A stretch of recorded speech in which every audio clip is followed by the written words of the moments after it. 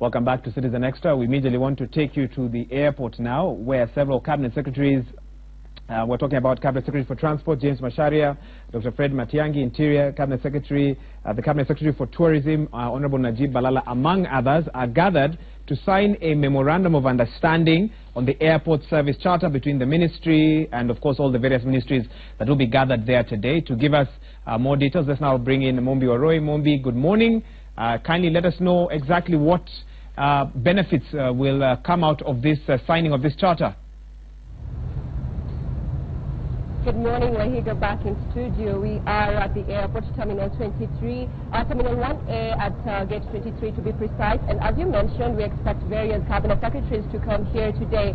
On the 10th of January, the Cabinet Secretary of Interior and also the acting Cabinet Secretary of Education, that is Dr. Fred Matiang'i, did an impromptu visit of the airport accompanied by his counterpart, the CS for Transport, James Macharia, and also the CS for Tourism, Najib Balala. And here they caught the workers here at the airport by surprise, looking at the services that were being offered at the airport. And together on that day, there were also tourism stakeholders, including Mohammed Halsi, who was here, who had raised issues in regards to the clearance of visitors or even tourists when they come into the country, the airport being the first point of entry. He had issues in regards to that, and that is why the cabinet secretaries were here. And it is from that visit that the cabinet secretary raised issues in regards to how the taxis operate at the airport and also tour operators as they await the visitors.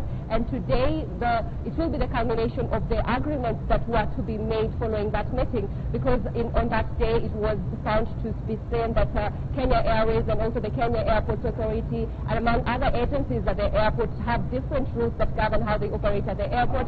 And today they are going to sign a memorandum of understanding that is going to be the Air Transport Services Charter among the several ministries, including that of Transport, the National Treasury, that of Tourism, that of Agriculture, and also among other state departments signing that agreement that will foresee how the airport will be governed going forward. And we expect that from the Cabinet Secretary of Transport and also of Interior. There is also going to be customer service agreements that will be signed on how customers will be received.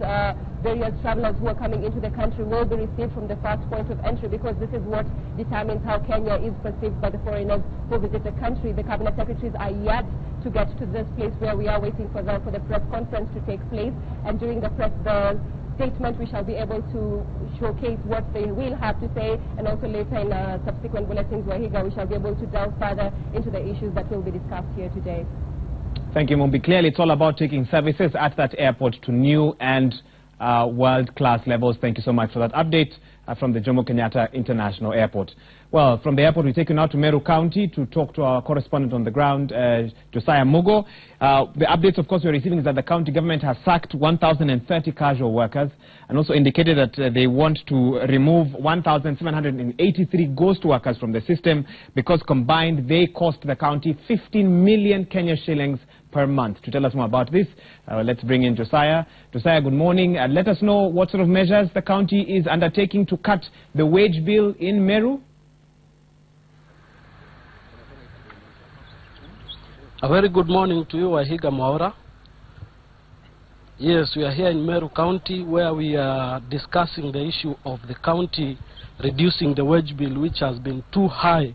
As I can tell you, the wage bill is around 7.5 billion and the county receives 9 billion from the national government.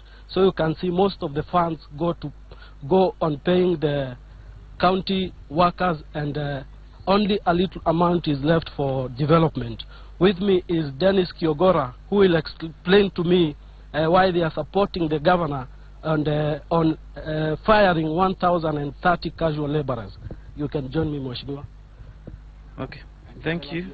My name is Dennis Kiogora. I represent the ward called Abogeta West in South Imenti, and I would like to give my honest opinion about the ongoing issues regarding it's not firing like you stated. It's about laying them off temporarily so that you can select those that you need and bring them back, which I fully support. And I would like us to leave the governor to do his job as MCAs, because I know he is a good man, he is a man of good intent, and this county is bleeding. we receive 9 billion shillings from the exchequer. We end up spending close to 7.5 on salaries. And most of these salaries the wage bill expanded in the period towards the August 8th election, whereby it's suspected that so many people are handed on the payroll for political purposes. So myself, I've been in contact with the governor and wanting to find out what is really happening. And the biggest concern that they have is about the wage bill. And they want to lay off temporarily the casuals, then they return them on some terms. Because some of them have been around for so long and there are no clear terms of employment or how they were given to the county government from the de facto county council. And they would like to be brought under certain terms and conditions. There are others we know who are under there and they are doing their own businesses just to get the salaries, or the so-called ghost workers, people who are doing their businesses, and but they are also earning from the county. Those ones, they must be removed so that we pay people who are delivering services. We can set targets, the county can set targets for them and then pay them according to the delivery of services that they've been hired to perform. So I think the governor is doing the right thing. He wants to tame the wage bill, because without it, he can't bring the water that he's talking about. He can't fund the free milk program for the kids, and he cannot also fund the Meru Youth Service that he wants to create. Yes. Are you in support of other MCAs who condemn the decision the government made? No, it's their own opinion, and they are justified to give their opinion regarding the casuals. There are those who opposed the move to lay off the casual workers, and it was their rightful opinion. The minority leader is supposed to be doing that. He's supposed to be opposing the government, and we don't expect anything short of that. And he's justified to do that. Yes. That's all from Meru County. Back to you, Wahiga. My name is Josiah Mugo from Meru County. Thank you so much, Josiah, for that update and for letting us know the methods in which the county is seeking to save funds. Of course, I'm sure there'll be quite some backlash there, even as the county seeks to cut down on its wage bill and, of course, on what they are calling a bloated workforce. Well, from there, we also continue updating you on a story from Kisumu County 30 minutes ago or so. We know that the High Court there upheld the victory of Kisumu County woman Rep. Rosa Buyu. A petition that had been brought by Grace Akumu has been thrown out by that same court. The judge said that the petition lacks merit, and in addition, even if the petition was to be considered and the reasons looked at, that would not change the final result. Let's listen to a bit about, but rather listen to how that petition was, the judgment was read out.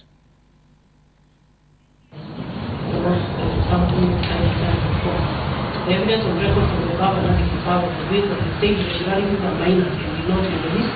Especially through reflection of the will of the people of Kisumu County as to their choice of the women members in the National Assembly. The final orders of the court as follows.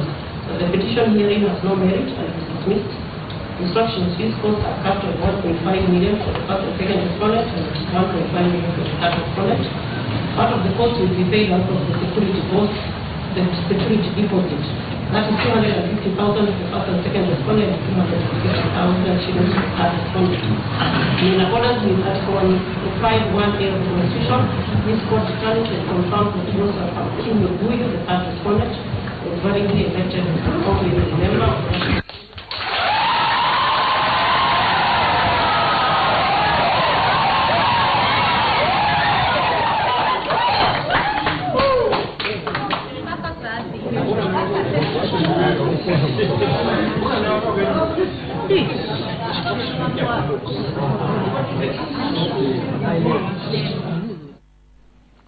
Celebrations at that court in Kisumu County. Of course, those are supporters of the woman rep there.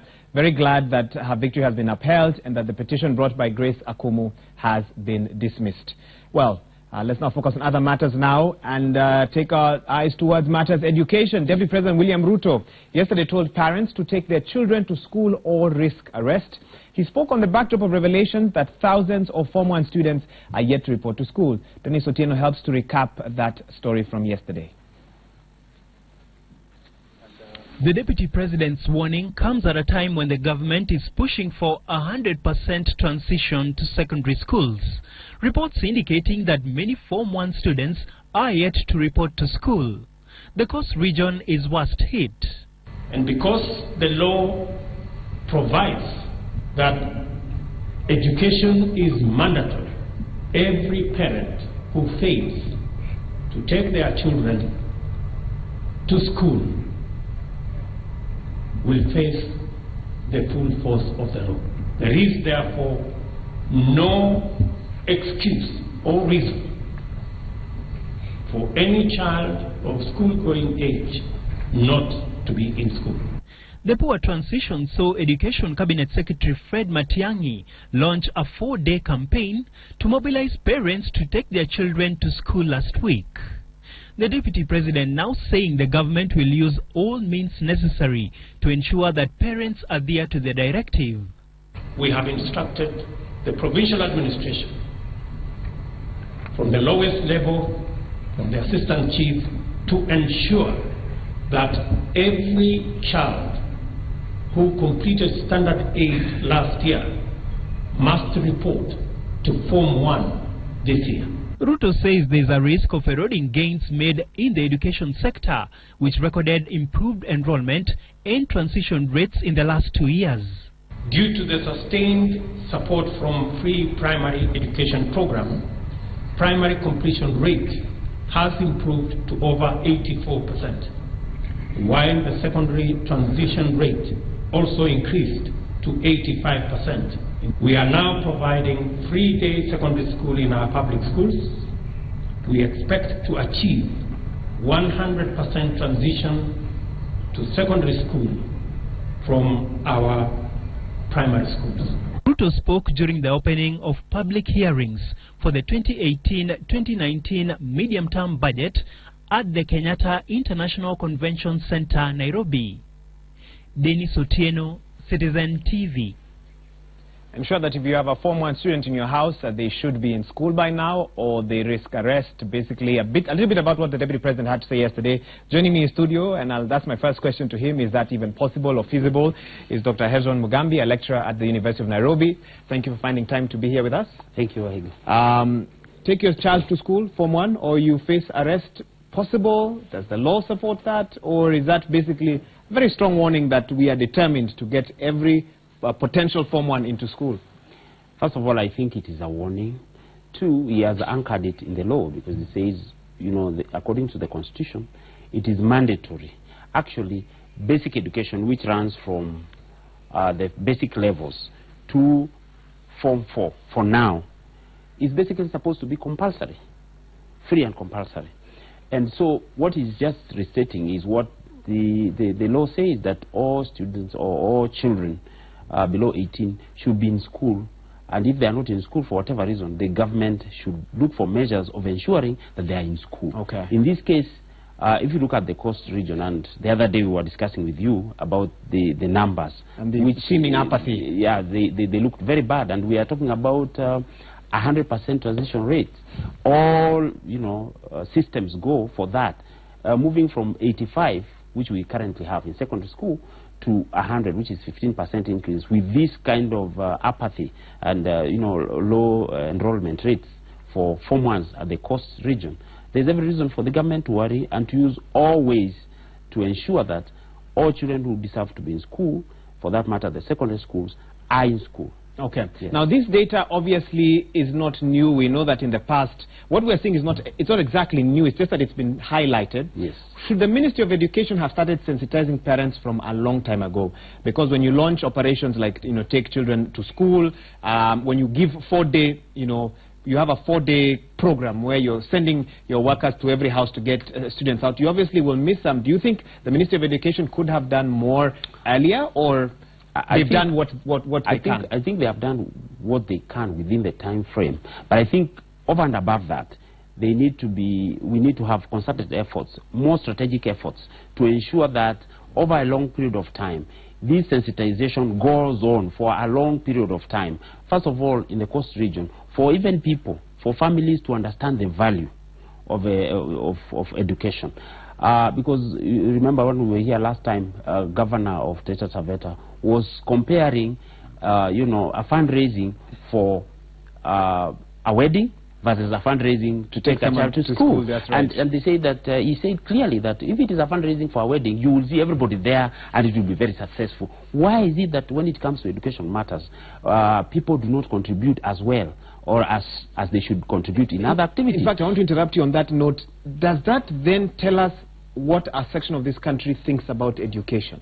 That is why I said, first of all, there is need for sensitization among or within certain areas where they feel like there's no need to go to school, because in any case, if I stopped at class 5, class 7, class 8, I will just go to the beach, I'll meet whoever I meet, and I will do ABCD, and you know, my life somehow will move on. And sensitize these parents and these communities that education is not only about you know, paid employment where you are in offices, white-collar jobs. People who have gone to school are much better, even if they were employed, to self-employ themselves, and when they got funds, they can utilize those funds accordingly. Their value and the kind of lives they live is more informed, which means they make better choices, and which means their life is better. And I mean, if we have the more people we have of those types in our communities, the better the life we have. Okay. So there is need for concerted efforts, more strategic efforts, to ensure that those communities like those know and understand, because they can only, you can only, Wahiga, put value to something which you very well understand and know that if I invest in this, these are the benefits, unknown or known to me. Yes. When we talk about 100% transition, the fact that the Deputy President has to speak about this means that it probably won't happen in January. What now needs to be put in place moving forward, just in case? And obviously, it's very hard to get 100% of anything. Yes, yeah. But as we look forward the next 5 years or so, what sort of steps should the minister now be looking at long term to ensure that every January they do not have to keep moving around various parts of the country? They don't need to issue warning to parents, listen, take your children to school.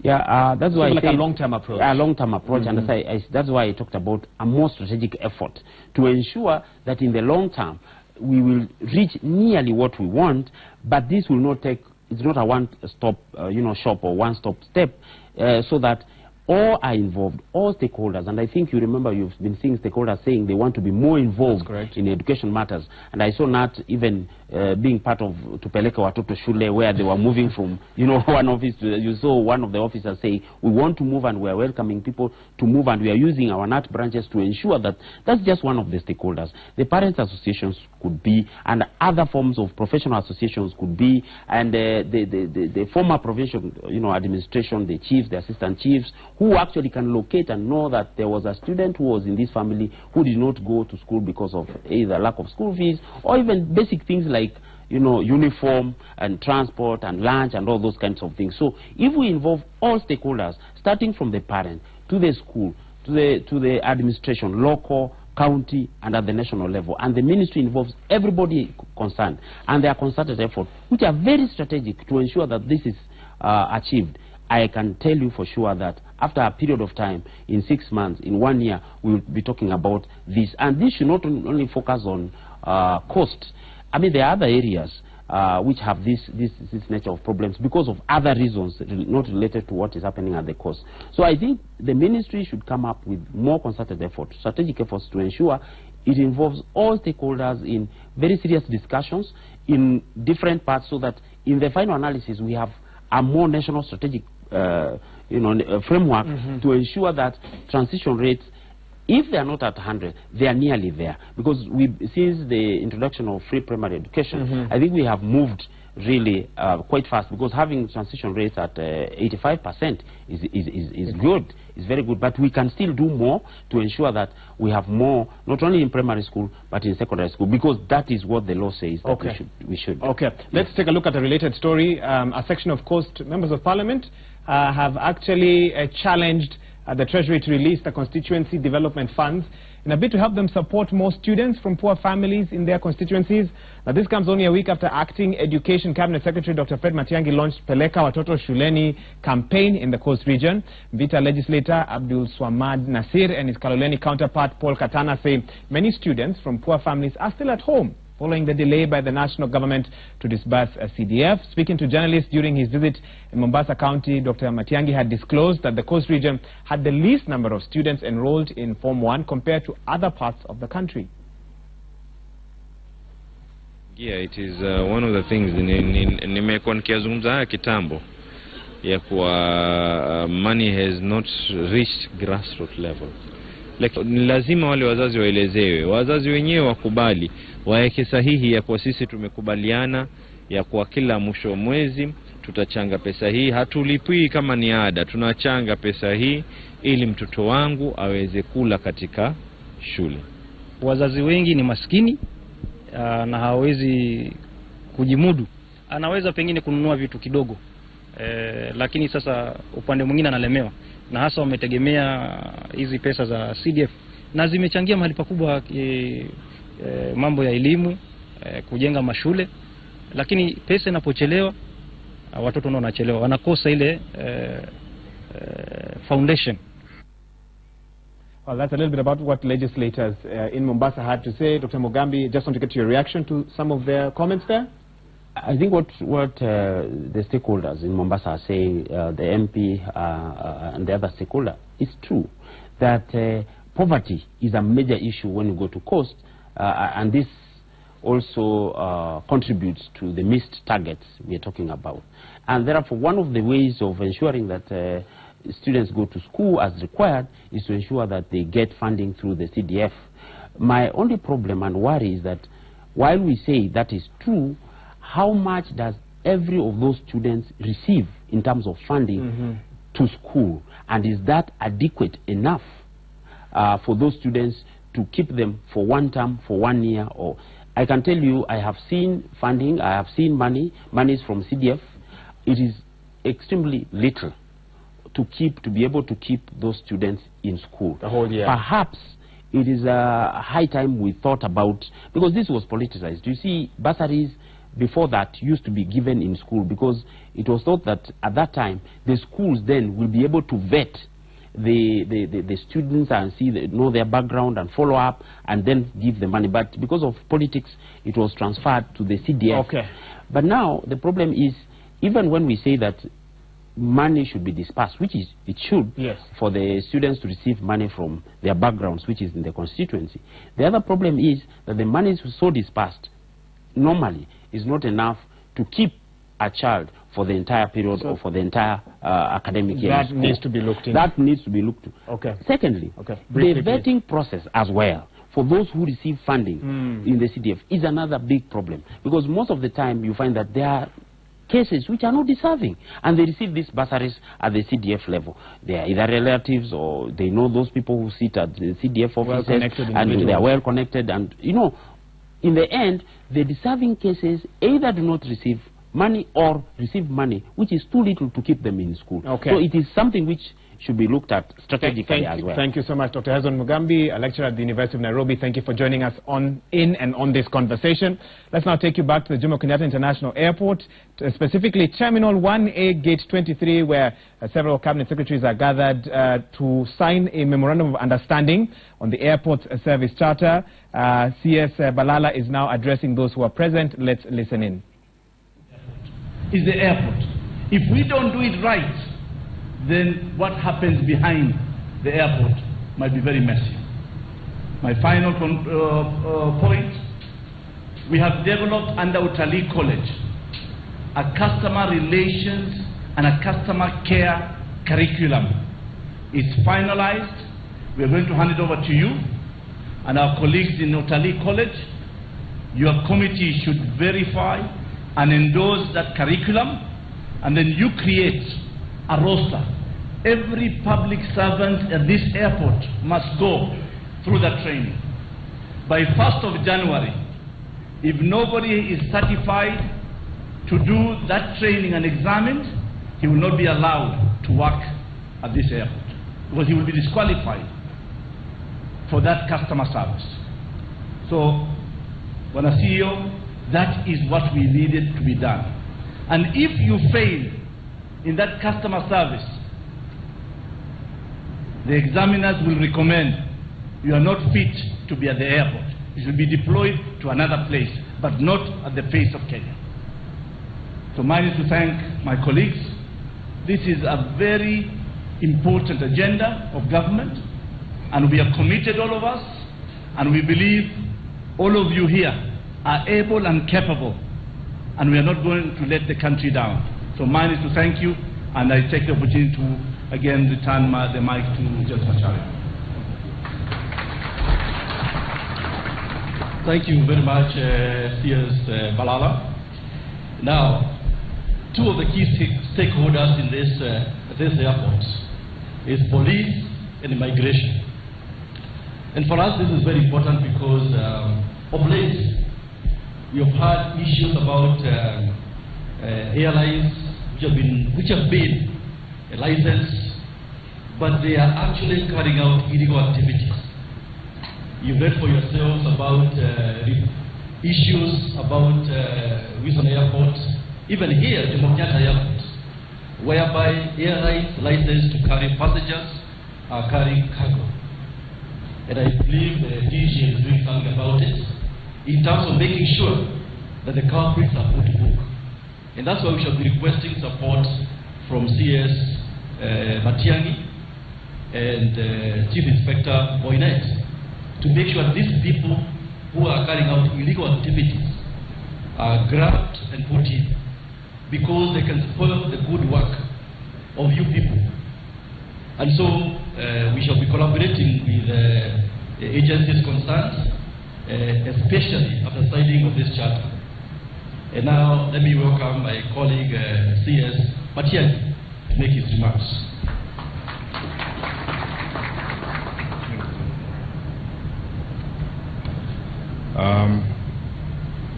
My brothers, CS James Macharia, Najib, and my brother Cleopa Mailu, and all of you are my fellow Kenyans and role players at various levels across the spectrum of responsibility.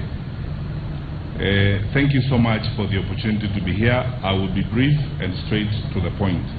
In addition to what my two colleagues have said, the two agencies that concern us in the Ministry of Interior and Coordination of National Government are, one, the National Police Service. The Inspector General of Police, Mr. Boynet, is here and is seated at the back. The next one is the Immigration Services. The Director General Immigration Services, General Kialangwa, is here, and the team from the Immigration Services. I prefer to be this blunt and candid.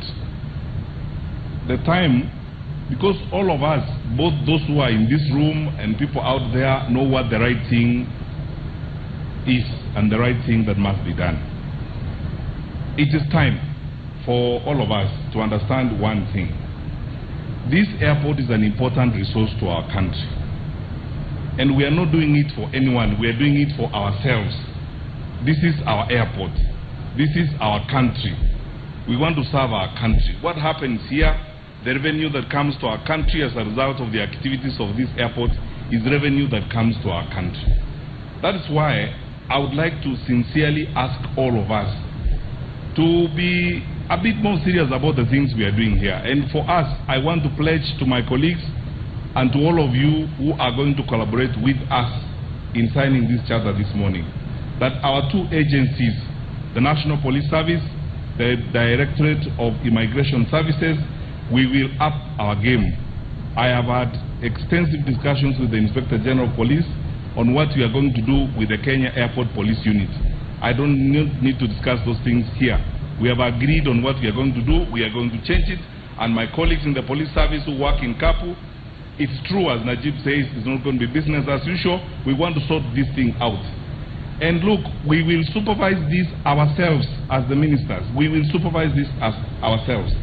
Because we cannot tell stories about important things we need to do for our country. There is nothing more important than fixing the airport, than fixing the things that we need to fix around. And we cannot tell stories about things we can do very easily because we all need to know what needs to be done. I want to urge our colleagues in immigration services, our colleagues in the National Police Service, that those internal discussions we have had amongst ourselves, it is time for us to implement the things we have done. Let us be candid and sincere with each other. If you cannot do the work we need done, it's okay. We can get someone else who can do the work we need done. We have to make sure that this airport changes completely and the services that are offered here change completely. Number two, I think I want to be very candid with our colleagues in KAA. We are giving you the responsibility to coordinate all of us. A lot is required of you. We will demand, and we're going to ask very specific questions. Johnny, you must deliver. And the board of KAA who are here, please look at your capacities and staff up. If there are certain challenges you have in your capacities, there are plenty of Kenyans. We have enough people around here to change what we need to change in this place. Let's not make excuses. I mean, we would not like to take excuses. We can't hire this, we can't hire that. We must hire an airport manager now. And there are Kenyans to be hired who can be an airport manager here. We must hire an airport manager, conduct a competitive exercise, open, transparent, focused, get a competent person to run this airport as an airport manager. And let us not be driven by all manner of irrelevancies. Let us get the work done. I want to ask you, colleagues, let's get this work done. And KAA, we are now part of one family. So we'll be raising very specific questions to you on what needs to be done here. Thirdly, I think other than signing the charter today, let us be honest with one another. There are many things that are signed around here, even in our country. We sign things every day, then we go and leave. Or we disappear after we have signed things. I would like us to meet quarterly. We come here and look at how we are performing. We must be measured. I mean, we can't just sign things and walk away. And we can't. Signing the charter is not the achievement. It is the beginning of what we want to do. So, Johnny, I would like a case where 12 weeks from now, we have a report from you on how we are performing on the basis of the charter. So that if there are areas we need to improve, we improve those areas. If we need to change personnel, we do so. If we need to invest more resources, let us, for heaven's sake, do that. So we must constantly review. I'll personally be interested in the reports that come out of the reviews, so that we also don't make the mistakes that have been made in our country in the past, where we sign many things and then we keep them in the drawers and go away. We are not here this morning for a public relations exercise. We want to change, and change must be felt by the people who come through this airport. And they must tell us themselves. We must get feedback from people. There is change, they feel it, they can see it, we must experience that change. Thirdly, I need not say this, but it's true, we support this charter. And all colleagues from my ministry, this has been agreed on across government. You are all aware of President Kenyatta's one government approach. The president is clear about one thing: we must function as one government, we must break down the silos and manage ourselves as modern, serious people. The primitivity of getting lost in our little cocoons, and in the process, we had the service delivery in our country must come to an end, and we begin the president's second term here.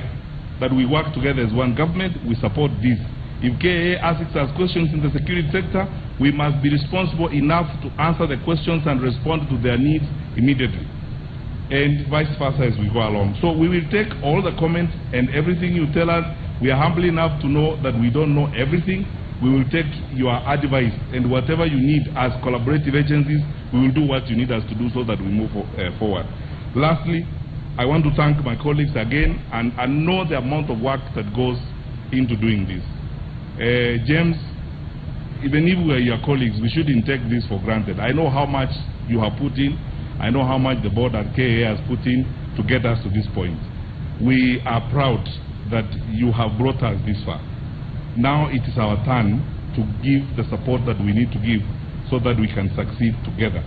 I pledge on my own behalf and on behalf of my colleagues in the Ministry of Interior, we will give this our best because it's very important to all of us, and time is here to ensure that we do the right thing. My parting words are these. Colleagues, we need to change our attitude as citizens of this country and public servants. Much of what we desire to do will be achieved if we actually changed our attitude. We are not doing this for anyone, we are doing this for our country. We must have that collective responsibility, feeling and attitude. When you take bribes, if you're working in customs, when you obstruct fellow Kenyans who are coming back into the country and make it look like it's a crime to travel, you are hurting our country. When you frustrate a visitor, when you speak rudely to a visitor, when you take forever to assist people, you are hurting our country and you are hurting all of us. If we changed our attitude and approach this differently, we will do better and we will achieve a lot for our country. God has been so gracious to us and blessed us with a great country and a great people, and we have the resources we need to be even greater than we are. So let's put all our effort with utmost sincerity in this, change our attitude, and perform better and do better things, and be proud of the achievements we will make collectively together as a group for our country, to the honor and glory of God. So I wish as well as we move forward and once again pledge our commitment. We will give it our best shot, I promise you, and for sure, I promise you from our agencies in Interior, you will see real change. Thank you.